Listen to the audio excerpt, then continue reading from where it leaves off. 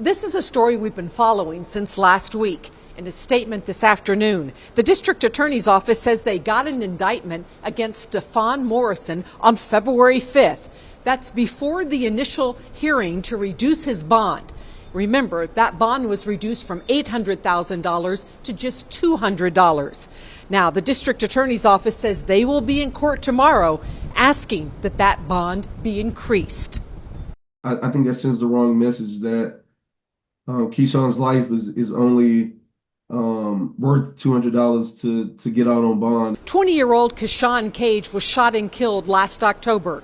19-year-old Stefan Morrison is accused of pulling the trigger and being held in the Travis County Jail on a bond of $800,000 that was recently reduced to just $200. The Travis County District Attorney's Office is accused of not presenting the case to the grand jury within 90 days of Morrison's arrest and getting an indictment. In a statement released Tuesday night, the DA's office said they did secure an indictment against Morrison on February 5th before his initial bond reduction hearing. I think this also calls for a massive reform in our legal system to make sure that, yes, we're holding people accountable, but also to make sure that we can, expeditiously get through as many of these cases as possible. Governor Greg Abbott is prioritizing bail reform during this session of the Texas legislature. CBS Austin posted on X about Morrison's release from jail after his bond reduction. The governor responded saying, "This is outrageous. It's why I made bail reform an emergency item."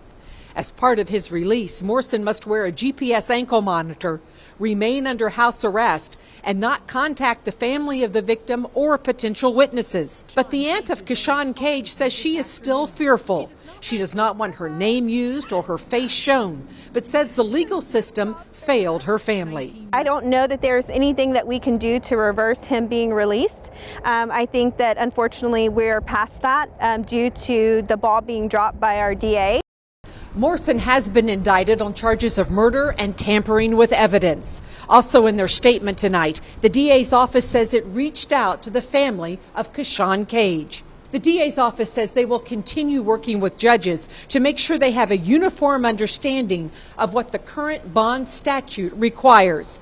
Again, there is a hearing tomorrow morning to try to increase the bond, and the DA's office says they expect that will happen. Betty Cross, CBS Austin News. Thank you for watching. Please hit the subscribe button and get the latest news by downloading the CBS Austin News app.